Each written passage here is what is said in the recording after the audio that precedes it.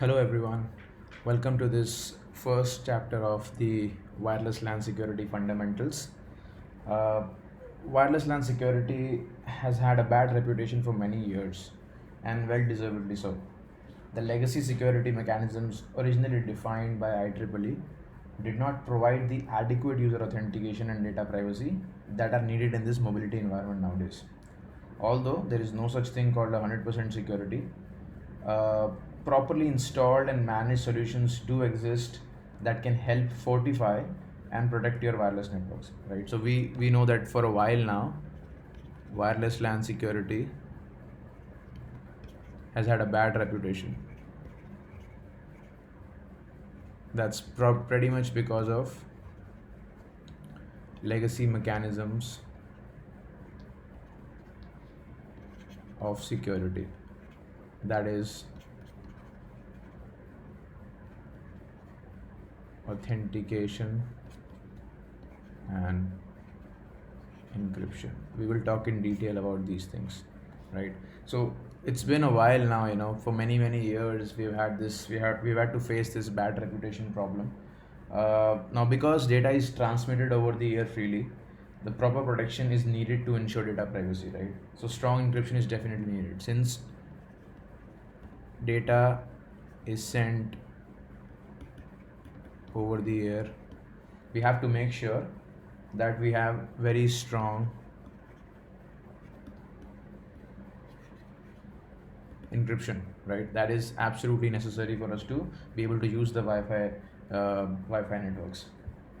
The function of most of the Wi-Fi networks is to provide a portal into some other network infrastructure, for example a .3 network. So more often than not, when a Wi-Fi client connects onto an access point, it is just acting as a portal into something that he wants to access kept on the wired medium, right? So WLAN or wireless LAN or access point is just acting as a portal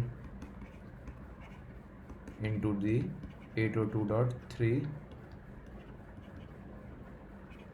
Ethernet backbone, right? That is exactly what the function of an access point or a controller is.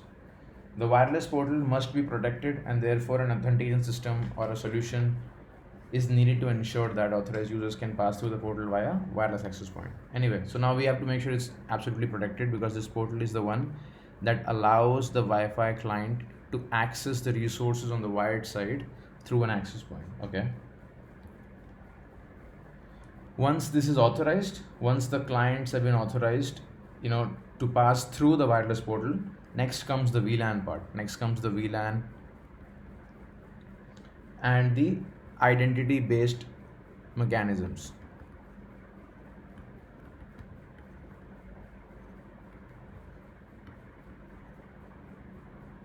Now, once the client is authorized to go and pass through the portal, it has to be given to a certain WLAN, or there need to be some identity based mechanism implemented, so that now we know that if we want to further restrict a user from accessing the network resources, or we want to give them some sort of a special access, then that's where these two things come in the picture, right? That is how the Wi-Fi medium really works. Now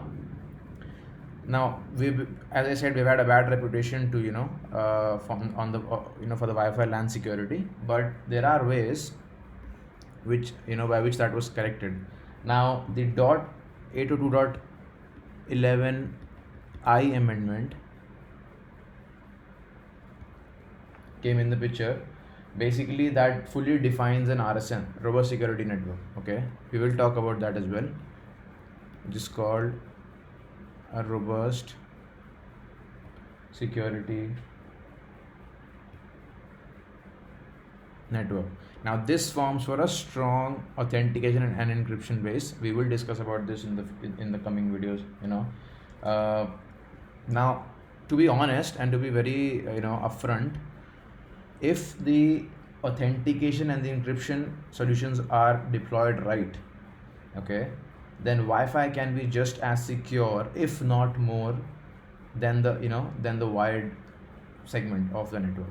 So now we have got solutions in our Wi-Fi security that can make Wi-Fi as secure as the wired medium. Now wireless can be as secure as the Wi-Fi medium. This is pretty much what we want, right? We want to make sure we've got things up our sleeves which can make Wi-Fi security, Wi-Fi as secure as the wired network. Now, there are a few things that we will keep in mind. So basically, there are like 5 major components which are required for securing a WLAN, .11 WLAN. 5 major components. One is data privacy, and we are going to cover all these in the coming video. One is data privacy. Second is authentication. I'm going to mention this as AAA, authentication, authorization, and accounting. I will discuss about this also. Third is segmentation. Fourth is monitoring. Fifth one is policy, right? So I will make a separate video on all these topics moving forward in this chapter, but these are the 5 major components that are typically required to secure a WLAN .11 wireless network. Okay, so in the next video, this was just the introduction part of the WLAN security fundamentals, but in the next video we'll start with data privacy. Okay, see you in the next video. Thank you.